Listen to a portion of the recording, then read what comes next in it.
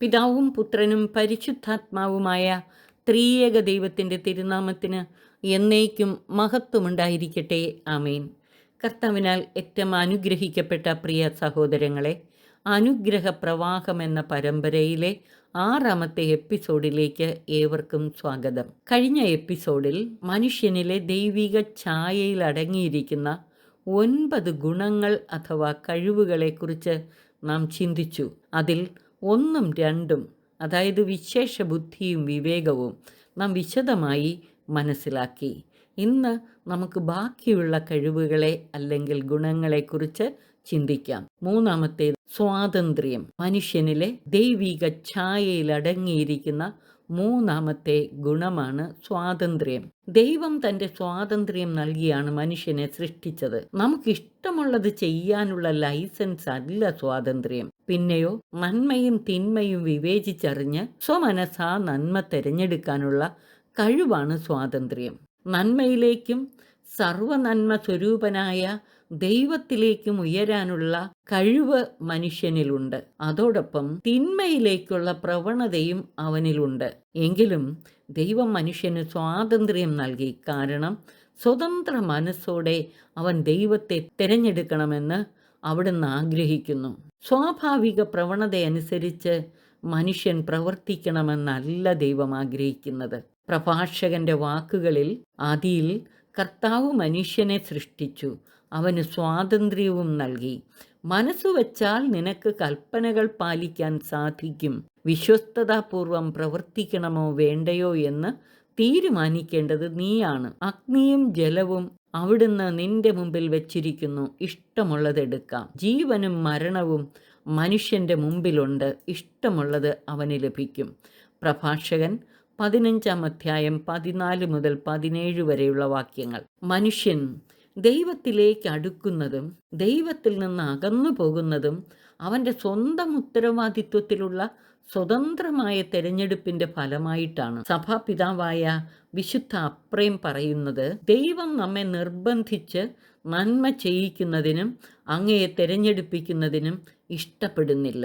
സ്വമനസ്സാ നാം ബോധപൂർവം വിവേചിച്ചറിഞ്ഞ് നന്മ അഥവാ ദൈവത്തെ തിരഞ്ഞെടുക്കണം എന്നാണ് അവിടുന്ന് ആഗ്രഹിക്കുന്നത്. അതാണ് അവിടത്തേക്ക് പ്രീതികരമായിട്ടുള്ളത്. ദൈവം ആരെയും നിർബന്ധിക്കുന്നില്ല. എന്നാൽ ദൈവം തന്ന സ്വാതന്ത്ര്യത്തെ ദുരുപയോഗിക്കാനും അവിടുന്ന് അനുവദിക്കുകയില്ല. ദൈവം നമ്മെ നിർബന്ധിച്ചാൽ അവിടുന്ന് നമ്മുടെ സ്വാതന്ത്ര്യത്തെ തടയുന്നു. എന്നാൽ നമ്മുടെ സ്വന്തം ഇഷ്ടമനുസരിച്ച് വിട്ടാൽ നമ്മെ നശിപ്പിക്കുന്നു. അതിനാൽ ദൈവം നമുക്ക് ശരിയായ പാത പഠിപ്പിച്ചു തന്നുകൊണ്ട് നിരന്തരം നമ്മെ അനുധാവനം ചെയ്യുന്നു. വിശുദ്ധ അപ്രേമിൻ്റെ ഈ വാക്കുകൾ ശ്രദ്ധിക്കുക, എത്ര അർത്ഥപൂർണമാണ്. ദൈവം നൽകിയ സ്വാതന്ത്ര്യം ദുരുപയോഗിക്കാതെ നന്മയും തിന്മയും ശരിയായി വിവേചിച്ചറിഞ്ഞ് നന്മ തിരഞ്ഞെടുക്കാൻ കഴിഞ്ഞാൽ ജീവിക്കുന്ന ദൈവത്തിൻ്റെ പ്രതിച്ഛായകളും പ്രതിരൂപങ്ങളുമായി പ്രപഞ്ചത്തിൽ ജീവിക്കുന്നതിനും തിന്മയെ കീഴടക്കുന്നതിനും മനുഷ്യന് സാധിക്കും. ഇതാണ് ദൈവം നമ്മിൽ നിന്ന് ആഗ്രഹിക്കുന്നത്. ഇപ്രകാരം ജീവിച്ചില്ലെങ്കിൽ നാം തിന്മയുടെ ആധിപത്യത്തിന് കീഴിലുള്ള അടിമത്വത്തിലേക്ക് നിബദിക്കും. മനുഷ്യനിലെ ദൈവിക ഛായയിൽ അടങ്ങിയിരിക്കുന്ന 4ാമത്തെ കഴിവ് അഥവാ ഗുണം ദൈവത്തെപ്പോലെ വ്യവസ്ഥകളില്ലാതെ സ്നേഹിക്കാനുള്ള കഴിവ്. ദൈവം സ്നേഹമാണ്. അവിടുത്തെ സ്നേഹം വ്യവസ്ഥകളില്ലാത്തതും നിസ്വാർത്ഥവും ആത്മദാനം ചെയ്യുന്നതുമായ സ്നേഹമാണ്. ദൈവം തൻ്റെ സ്വന്തം ഛായയിൽ മനുഷ്യനെ സൃഷ്ടിച്ചതിനാൽ മനുഷ്യനിലും ഈ സ്നേഹം അന്തർലീനമാണ്. അതായത് പരിശുദ്ധ ത്രിത്വത്തിനുള്ളിലെ 3 ആളുകളും തമ്മിലുള്ള സ്നേഹവും ഐക്യവും പോലെ മനുഷ്യർ പരസ്പര സ്നേഹത്തിലും ഹൃദയ ഐക്യത്തിലും ജീവിക്കേണ്ടവരാണ്. അതോടൊപ്പം ദൈവത്തിൻ്റെ വ്യവസ്ഥകളില്ലാത്ത ആത്മദാനം ചെയ്യുന്ന നിസ്വാർത്ഥ സ്നേഹം സമസൃഷ്ടികളോട് കാണിക്കാനുള്ള കഴിവും കടമയുമുണ്ട് മനുഷ്യന്. ദൈവം തൻ്റെ നന്മയും സ്നേഹവും പങ്കുവെച്ചത് അവിടത്തേക്ക് ഒന്നും നേടാനായിട്ടല്ല, നമ്മെ അവിടുത്തെ നന്മയിലും സ്നേഹത്തിലും ജീവനിലും പങ്കുകാരാക്കാൻ വേണ്ടി മാത്രമാണ്. നാം ഇതുപോലെ ആത്മദാനം ചെയ്യുന്ന വ്യവസ്ഥകളില്ലാത്ത സ്നേഹത്തിൻ്റെ ഉടമകളായി തീരാൻ വേണ്ടിയാണ് ദൈവം തൻ്റെ ഛായയിലും സാദൃശ്യത്തിലും മനുഷ്യനെ സൃഷ്ടിച്ച് തന്നോട് കൂടെ പാർപ്പിച്ചത്. മനുഷ്യനിലെ ദൈവിക ഛായയിൽ അടങ്ങിയിരിക്കുന്ന അഞ്ചാമത്തെ കഴിവ് ദൈവത്തെ അറിഞ്ഞ് സ്നേഹിക്കാനും ആരാധിക്കാനുമുള്ള കഴിവ്. വിശേഷ ബുദ്ധിയുള്ള മനുഷ്യന് അഭൗമിക മണ്ഡലത്തിലേക്ക് തൻ്റെ ചിന്തകളും ഹൃദയവും ഉയർത്തി ദൈവത്തെ അറിയാനുള്ള കഴിവുണ്ട്. അറിയുന്ന ദൈവത്തെ മാത്രമേ നമുക്ക് ആരാധിക്കാൻ സാധിക്കുകയുള്ളൂ. ദൈവത്തെ അറിഞ്ഞു സ്നേഹിക്കുന്നതിനും ആരാധിച്ച് മഹത്വപ്പെടുത്തി ജീവിക്കുന്നതിനും നമുക്ക് പരിശ്രമിക്കാം. അതിനുള്ള കൃപയ്ക്കായി ദൈവതൃപാദത്തിലിരുന്ന് നമുക്ക് ധ്യാനിക്കുകയും ചെയ്യാം. മനുഷ്യനിലെ ദൈവിക ഛായയിലെ ആറാമത്തെ കഴിവ് സ്വയം അറിയാനുള്ള കഴിവ്. ദൈവം തന്നെ പൂർണ്ണമായി അറിയുന്നു. ദൈവത്തിന് സ്വയം അറിയുവാൻ മറ്റാരുടെയും സഹായം ആവശ്യമില്ല. എന്നാൽ മനുഷ്യന് സ്വയം അറിയുന്നതിന് ദൈവത്തിൻ്റെയും മറ്റുള്ളവരുടെയും സഹായം ആവശ്യമാണ്. ദൈവിക പ്രകാശത്തിൽ, അവിടുത്തെ വചന വെളിച്ചത്തിൽ നാം നമ്മെ തന്നെ ശരിയായി ആത്മശോധന ചെയ്താൽ നമുക്ക് സ്വയം അറിയാൻ സാധിക്കും. എങ്കിലും ദൈവം നമ്മെ കാണുന്നത് പോലെ നമുക്ക് നമ്മെ കാണണമെങ്കിൽ ദൈവം തന്നെ നമുക്ക് നമ്മെ കാണിച്ചു തരണം. നമുക്ക് തൃപ്പാദത്തിലിരുന്ന് പ്രാർത്ഥനാപൂർവം ഇപ്രകാരം ധ്യാനിക്കാം: ദൈവമേ, അങ്ങ് എന്നെ കാണുന്നത് പോലെ എനിക്ക് എന്നെ തന്നെ കാണിച്ചു തരണമേ. അങ്ങ് എന്നെ അറിയുന്നത് പോലെ ഞാനും എന്നെ അറിയട്ടെ. ഞാനായിരിക്കുന്ന അവസ്ഥകൾ, എൻ്റെ ബലഹീനതകൾ, എന്നിലെ നന്മകൾ, വീഴ്ചകൾ, വിജയങ്ങൾ എല്ലാം ദൈവം കാണുന്നത് പോലെ കാണാനുള്ള കൃപ തന്ന് എന്നെ അനുഗ്രഹിക്കണമേ. മനുഷ്യനിലെ ദൈവിക ഛായയിൽ അടങ്ങിയിരിക്കുന്ന ഏഴാമത്തെ കഴിവ് മനുഷ്യൻ ശരീരവും ആത്മാവും അരൂപിയുമുള്ളവനാണ്. ദൈവിക ഛായയിൽ സൃഷ്ടിക്കപ്പെട്ട മനുഷ്യൻ ശരീരവും ആത്മാവും അരൂപിയുമുള്ളവനാണ്. അവൻ്റെ ആത്മാവ് ദൈവത്തിൻ്റെ വാസസ്ഥലമാണ്. അവൻ്റെ ശരീരം അപ്പത്തിനും വെള്ളത്തിനും വേണ്ടി വിശക്കുകയും ദാഹിക്കുകയും ചെയ്യുന്നത് പോലെ അവൻ്റെ ആത്മാവ് ദൈവത്തിനു വേണ്ടി ദാഹിക്കുന്നു. സങ്കീർത്തകൻ ഈ യാഥാർത്ഥ്യം ആവർത്തിച്ചാവർത്തിച്ചു പറയുന്നുണ്ട്. നീർച്ചാൽ തേടുന്ന മാൻപേടയെപ്പോലെ ദൈവമേ, എൻ്റെ ഹൃദയം അങ്ങയെ തേടുന്നു. എൻ്റെ ഹൃദയം ദൈവത്തിനായി ദാഹിക്കുന്നു. ജീവിക്കുന്ന ദൈവത്തിനു വേണ്ടി തന്നെ. എപ്പോഴാണ് എനിക്ക് ദൈവസന്നിധിയിലെത്തി അവിടുത്തെ കാണാൻ കഴിയുക? സങ്കീർത്തനം 42, 1-2 വാക്യങ്ങൾ. ദൈവമേ, അവിടുന്നാണ് എൻ്റെ ദൈവം. ഞാൻ അങ്ങയെ തേടുന്നു.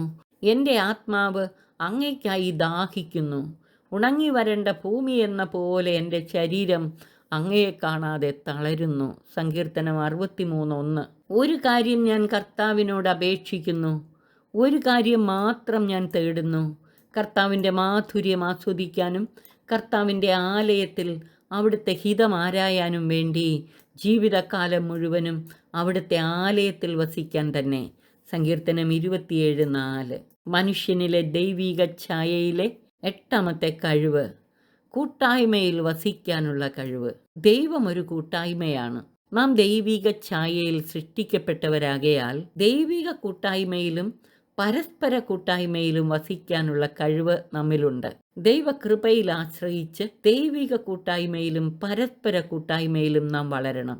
ഇതിനു വേണ്ടിയാണ് യേശു തൻ്റെ അന്തിമ പ്രഭാഷണ വേളയിൽ നമുക്ക് വേണ്ടി പിതാവിനോട് പ്രാർത്ഥിച്ചത്. പിതാവേ, അങ്ങ് എന്നിലും ഞാൻ അങ്ങയിലും ആയിരിക്കുന്നത് പോലെ അവരും നമ്മിലായിരിക്കുന്നതിനും അങ്ങനെ അവിടുന്ന് എന്നെ അയച്ചുവെന്ന് ലോകം അറിയുന്നതിനും വേണ്ടി ഞാൻ പ്രാർത്ഥിക്കുന്നു.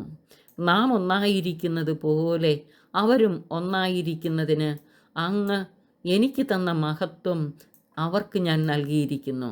അവർ പൂർണ്ണമായും ഒന്നാകേണ്ടതിന് ഞാൻ അവരിലും അവിടുന്ന് എന്നിലുമായിരിക്കുന്നു. യോഹന്നാൻ 17:20-23 വരെയുള്ള വാക്യങ്ങൾ. യേശുവിൻ്റെ തിരുശരീര രക്തങ്ങളിൽ പങ്കുചേരുക വഴി നാം ഈ ദൈവിക കൂട്ടായ്മയിലായിത്തീരുകയാണ്. മനുഷ്യനിലെ ദൈവിക ഛായയിൽ അടങ്ങിയിരിക്കുന്ന 9ാമത്തെ ഗുണം മനുഷ്യനിലെ പുരുഷത്വവും സ്ത്രീത്വവും. പുരോഹിത പാരമ്പര്യ വിവരണമനുസരിച്ച് ദൈവം മനുഷ്യനെ തൻ്റെ ഛായയിൽ സ്ത്രീയും പുരുഷനുമായി സൃഷ്ടിച്ചു. ദൈവത്തിൻ്റെ ഛായയിൽ അവിടുന്ന് അവനെ സൃഷ്ടിച്ചു, സ്ത്രീയും പുരുഷനുമായി അവരെ സൃഷ്ടിച്ചു എന്നാണ് ഉൽപ്പത്തി 1:27 പറഞ്ഞിരിക്കുന്നത്.